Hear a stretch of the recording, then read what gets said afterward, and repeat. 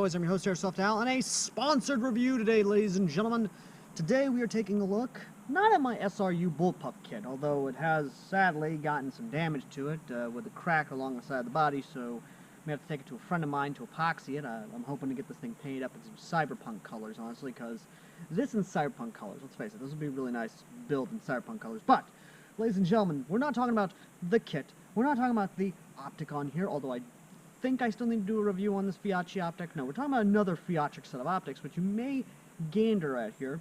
But, ladies and gentlemen, today we are talking about the Feyachi 45-degree canted iron sights. That's right, ladies and gentlemen, today we are talking about canted iron sights. Now, you're probably asking, why would I need canted iron sights?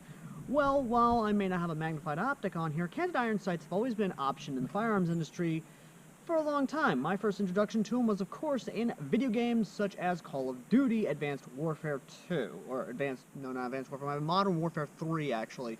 That was a weird one, but in reality, my biggest introduction to them was Battlefield 4, where you had an option for canted iron sights. Canted iron sights is actually a really useful tool, so that way, you have, just by pressing the button on this, you have a flip-up Armalite style iron sights. There are several models of iron sights that actually do come in different models. There's also AK variants, things like that. But the cool thing about these is that you have a front and rear sight. They are adjustable. The open aperture is from basically close quarters to 200 meters. And of course the small aperture for a little bit farther, but because it's airsoft, we'll go with the more 0 to 200. Now, I will, of course, be putting these through its paces on this kit, so we will be setting up some steel targets, or at least some can targets from evike.com, and we will see how they perform. Now, now understand, these are meant for, let's say, you have a magnified optic, you are firing, and then you have to go into CQC, or close quarter combat situation, where a magnified optic is not needed, so you have that. Basically, you can flip to it, and while, yes, my arm is out a bit, you can basically do like this, and since it's airsoft and not real steel, you don't have to worry about recoil, so you can basically have the gun like this, like over your shoulder, essentially, and, use that iron sights. Again, it's however you want to do it, be it real steel or airsoft, and yes, I know many people are going to point out the setup for these. Again, I'm not trying to go for whole accuracy, this is more or less just for in case I have a close engagement in a building or something like that. So let's set up some steel targets.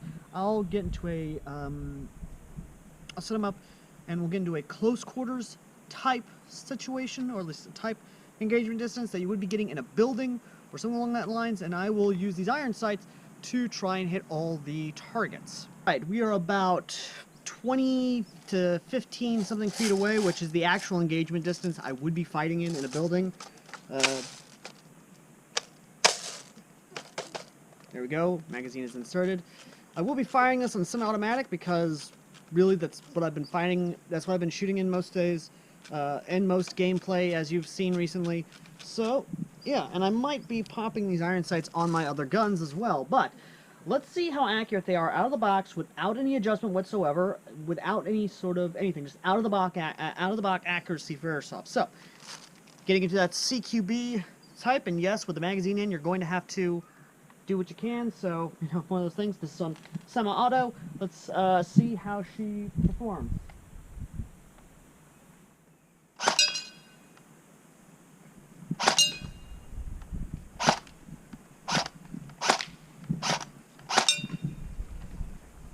Yeah, my arm resting on the magazine is kind of causing feeding issues, so I'm just going to have it shouldered while I'm doing this. But, so far, the iron sights, when lined up on the target, does in fact hit it, so without the feeding issues, that was 3 for 3, essentially.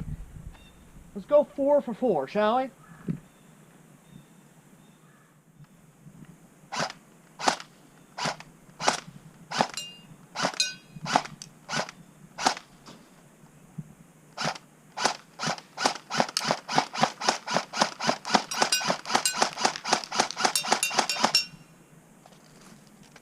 It's hitting!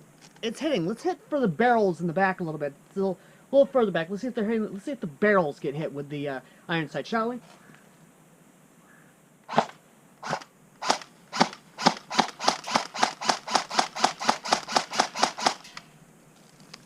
Yes, it does.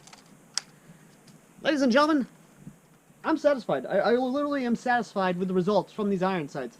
Granted, I can't take them into gameplay because there is no game this weekend, but overall, I'm actually pretty satisfied with these. I do believe these would be great backups for your primaries, or even your secondaries, or even your SMGs, even your DMRs. And for the price tag that they're asking for it, I'm gonna say it, these are probably worth it. What am I saying? They are worth it, ladies and gentlemen. I'm not just saying that because Feyachi sent these to me. No, ladies and gentlemen, I do stand by the products I review, and honestly, they're pretty good build quality. They're really cool. They do come with the tools you need to put them on your gun itself, and if not, they're your basic Allen. So, yeah, that's just how it is. Either way, though, thank you very much for watching. As always, I've been AirsoftAL, and if you want to get this yourself, well, you see the picture, you see the links, that's how it is. And if I can put a link in the pinned comment below and YouTube doesn't nuke the comment to high hell and back, then I hopefully will. Again, it's Amazon, so Lord only knows. Either way, though, thank you all so very much for watching. As always, I've been AirsoftAL, and I will see you guys in the next review. Till next time, later.